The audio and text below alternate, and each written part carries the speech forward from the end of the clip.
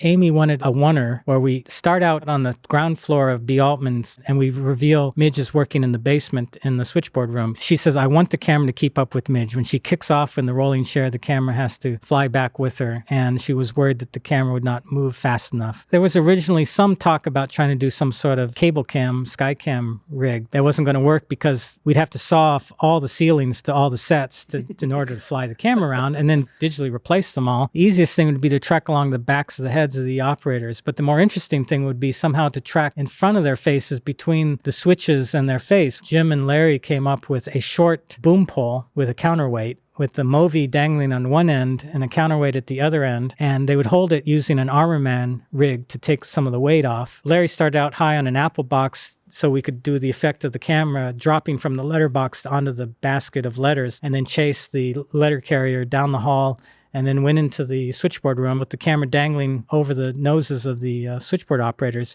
who still had to lean out of the way of the camera. The camera gets to Midge and circles around her till we end up 180 degrees, and then she kicks off on her chair, and we chase her with the camera to the next woman, then we 180 again around her, and then chase her to the next position till the shot's over. So that was the first time we used the Wonderstick, and since then, Larry has improved it and made it a little more elaborate, where he can do a longer pull. Now it's mounted to a Steadicam arm instead of Armor Man system.